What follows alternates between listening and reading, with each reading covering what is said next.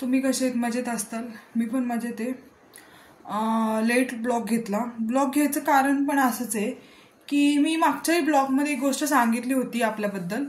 So मी recently गोष्ट ऐकली, एक 2-3 दिवस झाले या गोष्टीला ऐकून, आणि आताही मला असं वाटते की आपण ती गोष्ट बोलावं का नको बोलावं, पण मी बोलते.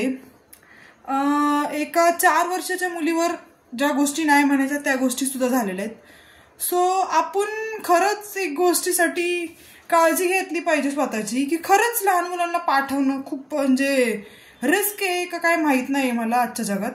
आणि मुली म्हणजे त्यांना एक खेळणं झालेलं आहे त्या गोष्टीसाठी. सो मी मागच्या पण ब्लॉगमध्ये हेच बोलल की काय आपल्या ह्याच्याचा उपयोग काय. आपल्या भारतामध्ये ही गोष्ट अशी घडती म्हणजे खूप आश्चर्यासारखी गोष्ट आहे.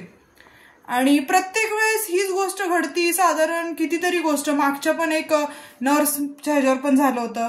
आता 4 वर्षाच्या मुलीवर म्हणजे ही काय गोष्ट अशी नाही की सांगण्यासारखी गोष्ट आहे.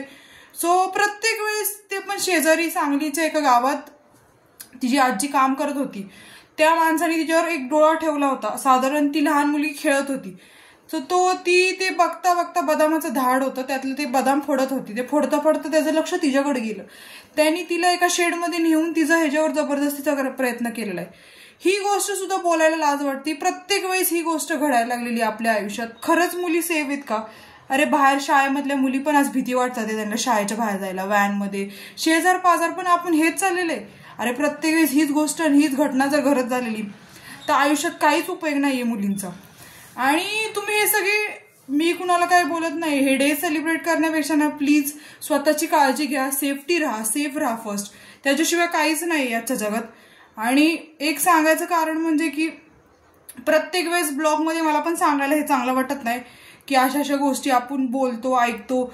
अक्षरशः म्हणजे ते आई वडिलांना काय वाटत असेल त्या गोष्टी. आई वडील तिचे तिथं नव्हते त्यावेळी, आजी होती. त्या काळात कुणासोबत ही गोष्ट होऊ शकते. आज प्रत्येक पोरीने आपली काळजी घ्या. आणि कसं घेऊ शकतात? लहान मुलांवर ही गोष्टी व्हायला लागल्यात म्हणजे विचारण्यासारख्या गोष्टी नाहीयेत आता. सो मी प्रत्येक आई वडिलांना सांगेल की आपल्या मुलीची काळजी घ्या, जेवढे करता येईल तेवढं घ्या, आणि जेवढं आपल्याकडून होईल तेवढं करा. कारण की आजच्या जगात असं झालेलं विश्वास कुणावरही नाही ठेवू शकत.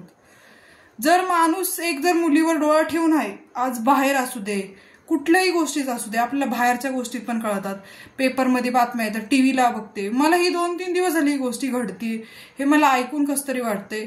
ही सांगण्यासारखी पण गोष्ट नाहीये की प्रत्येक वेळेस आपण ही गोष्टी नाही सांगू शकत. आणि मला पण खूप कसं तरी झाली ही गोष्ट ऐकून. मी माझ्या घरच्यांना पण सांगितली. सो प्रत्येक वेळेस माझ्या पण आजूबाजूला लहान छोट्या छोट्या मुली असतात. मला खूप भीती वाटते सगळ्या गोष्टीची. सांगायचं म्हटलं तर ते स्कूलला जातात, कोण ट्युशनला जातं, कोण कसं असतं पुढचा माणूस आपल्याला माहित नाही त्या गोष्टीचं. सो प्लीज लहान मुलांची काळजी घ्या, स्वतःची पण काळजी घ्या, आणि आपल्या मुलांशिवाय दुसरं कुठल्याही पॅरेंट्सनी कुणाकडे देऊ नये आपली मुलं. प्लीज ही लहान माझी एवढी रिक्वेस्ट आहे की हा व्हिडिओ सगळ्यांपर्यंत जाऊ द्या. लाईक करा, शेअर करा, सबस्क्राईब करायला विसरू नका प्लीज. जेवढं आपली स्वतःची काळजी घेताल आणि लहान मुलांची खूप जास्त काळजी घ्या. आजच्या जगात कुणावर विश्वास नाही ठेवू शकत. सो मी इथंच ब्लॉग एंड करते. So bye bye. आपण नेक्स्ट ब्लॉगमध्ये घेऊ पुन्हा.